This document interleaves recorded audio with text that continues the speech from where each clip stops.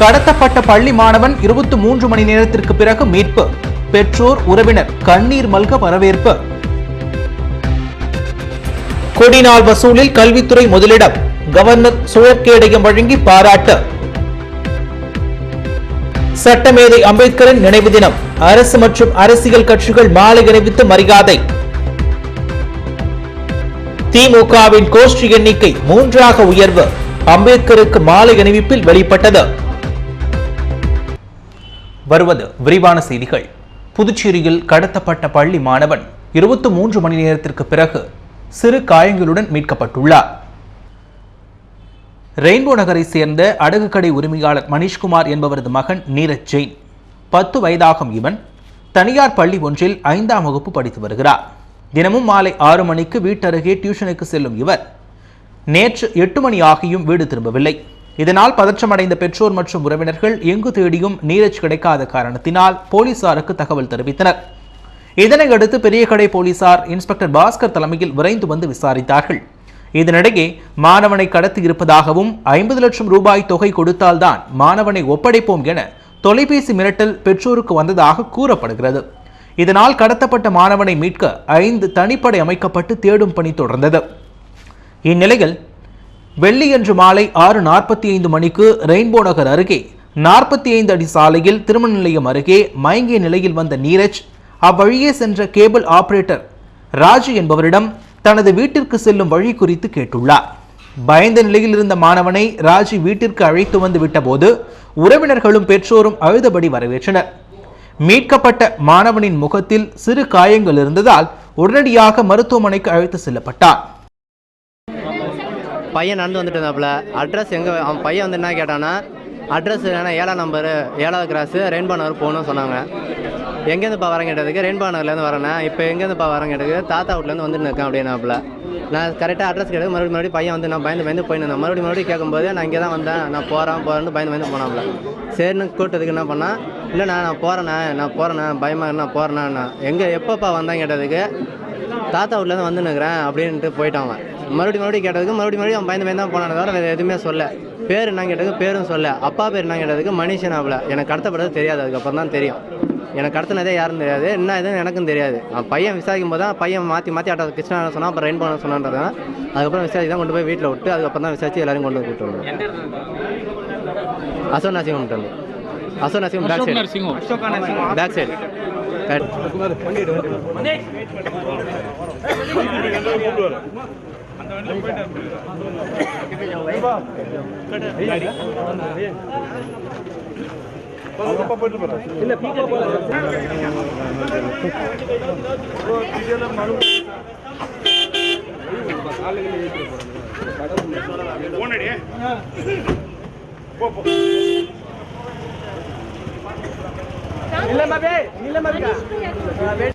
மாணவன் திரும்பி வந்தது எப்படி, யார் கடத்தி சென்றனர் என்பது போன்றவைக்கு காவல்துறை பதிலளிக்க மறுத்து வருகிறார்கள்.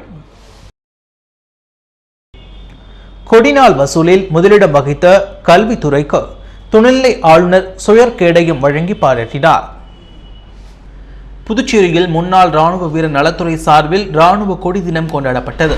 ராஜ்நிவாசில் நடைபெற்ற இந்நிகழ்ச்சியில் துணைநிலை ஆளுநர் வீரேந்திர கட்டாரியா பங்கேற்று கடந்த ஆண்டு கொடிநாள் வசூலில் சிறப்பிடம் பெற்ற துறைகளுக்கு சுழற்கேடயம் மற்றும் பரிசுகளை வழங்கினார். இதில் முதலிடத்தை பெற்ற கல்வித்துறைக்கான கேடயத்தை இயக்குநர் வல்லவன் பெற்றுக் கொண்டார். 2ஆம் இடம் பெற்ற வருவாய்த்துறைக்கான கேடயத்தை மாவட்ட ஆட்சியர் தீபக்குமார் பெற்றுக் கொண்டார். 3ஆம் இடத்தை பிடித்த பொதுப்பணித்துறைக்கான கேடயத்தை தலைமை பொறியாளர் மனோகர் பெற்றுக் கொண்டார். இதனைத் தொடர்ந்து கொடிநாள் வசூலை துணைநிலை ஆளுநர் துவக்கி வைத்தார். பின்னர் பேசிய அவர், நாட்டு நலனுக்காக பாடுபட்ட முன்னாள் ராணுவ வீரர்கள் மற்றும் பாடுபட்டு வரும் இந்நாள் ராணுவ வீரர்களுக்கு தனது நன்றி மற்றும் பாராட்டுக்களை தெரிவித்துக் கொள்வதாகவும், கொடிநாள் வசூலில் யூனியன் பிரதேசங்களில் புதுச்சேரி எப்பொழுதும் முதலிடம் வகிப்பது முன்னாள் ராணுவ வீரர்கள் மீது கொண்டுள்ள மதிப்பினை காட்டுவதாகவும் தெரிவித்தார். 60 வயதை தாண்டிய முன்னாள் ராணுவ வீரர்களுக்கு ஆண்டுதோறும் 3000 ரூபாய் வெகுமதி கூப்பன் வழங்கும் புதுச்சேரி அரசின் புதிய திட்டம் பாராட்டிற்குரியது என்றும் அவர் தெரிவித்தார். இதனிடையே ராணுவ கொடி தினத்தையொட்டி சட்டசபையில் முதல்வர் ரங்கசாமியை சந்தித்த ராணுவ வீரர் நலத்துறையினர் ரங்கசாமியிடம் கொடிநாள் வசூலை பெற்றுக் கொண்டார்கள். இந்நிகழ்ச்சியின் போது துறை அதிகாரிகள் உடனிருந்தனர். சட்டமேதை அம்பேத்கரின் நினைவு தினத்தையொட்டி அவரது சிலைக்கு அரசு சார்பில் முதலமைச்சர் ரங்கசாமி மாலை அணிவித்து மரியாதை செலுத்தினார். சட்டமேதை டாக்டர் அம்பேத்கரின் 57வது நினைவு தினம் அரசு சார்பில் அனுசரிக்கப்பட்டது. சட்டசபை எதிரே உள்ள அம்பேத்கரின் சிலைக்கு முதலமைச்சர் ரங்கசாமி மாலை அணிவித்து மரியாதை செய்தார். இந்நிகழ்ச்சியில் சபாநாயகர் சபாபதி, அமைச்சர்கள் ராஜவேலு, பன்னீர்செல்வம், தியாகராஜன், சட்டமன்ற உறுப்பினர் அங்காளன் ஆகியோர் கலந்து கொண்டு மாலை அணிவித்து மரியாதை செய்தனர்.